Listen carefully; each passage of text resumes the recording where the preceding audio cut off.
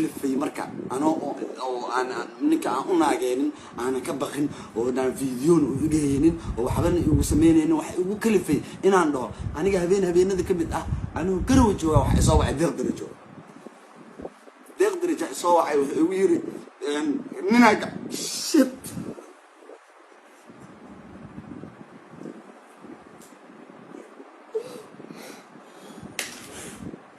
wuxuu yiri nina bas koolay waa ilaa waxa soo wacday gabadh maskiin ah waxay ugu tiri gacana ugu muuqaal uu iska soo duubay hobalka caanka ee lagu magacaabo Sharma Boy ayaa waxa uu faahfaahin kaga bixiyay wixii dhexmaray isaga iyo Daahir Cabdulle Cali Sow iyo nin uu ku sheegay Rashiid oo ku sugan magaalada Nairobi ee caasimadda dalkaasi Kenya.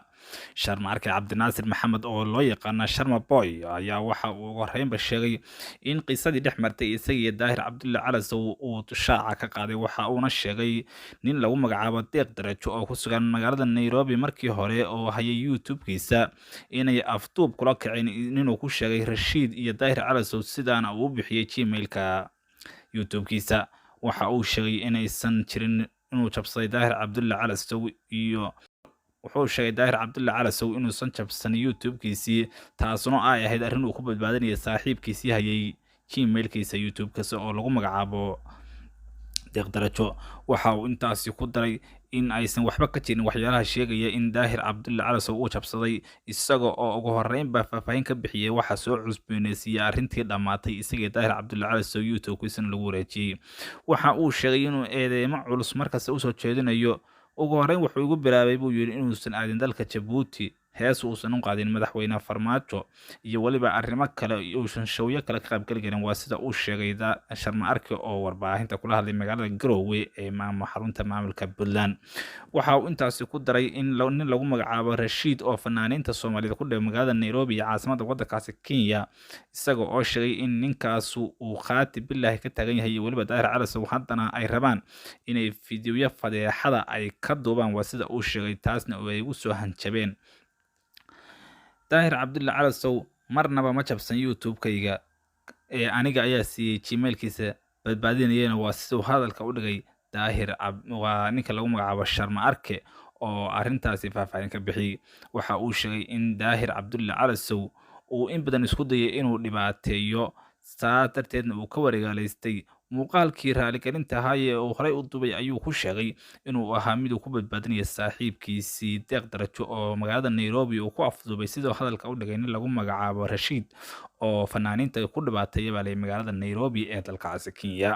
waxa uu intaas ku daray Sharma Arke Cabdinaasir Maxamed in uu qaati ka tagan yahay Daahir Cabdulle Cali Sow uuna arrin cidiya ku dirir la wado.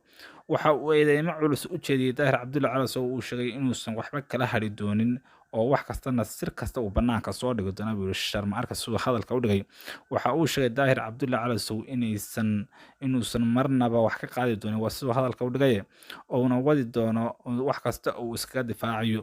YouTube-kayga gacanta ayaan ku haystaa cidii haysana ma jirto aniga aan haystaa haddana waxba kama qaadi karo. waa yiri sidaas ayuu ku daray Sharma Arke Cabdinaasir Maxamed oo magaalada Garowe kula hadlayay warbaahinta.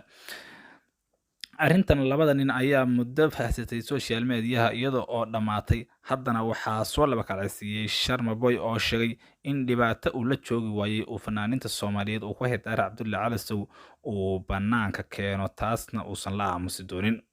Daahir Cabdulle Cali Sow iyo waliba Sharma Boy ayaa maalmihii ugu dambeeyay waxaa dagaal xurguf ay ka socotay social media isagoo oo sheegay in Daahir Cabdulle Cali Sow uu dhibaato u geystay. laakiin waxaa xusmudan in Daahir Cabdulle Cali Sow uu ku wareejiyay YouTube-kiisii Sharma Boy isagoo oo Sharma Boyna raaligelin fiidiyoo bixiyay. laakiin arrintaas soo laba kacleynta badan ayaa hadda ah arrin dadka ka qarsooneed oo ah nin ku sugan magaalada Nairobi ee dalkaasi Kenya oo lagu magacaabo Rashiid kaasoo la sheegay in fanaaniinta Soomaaliyeed uu ku dhibaateeyo magaalada Nairobi ee dalkaasi Kenya.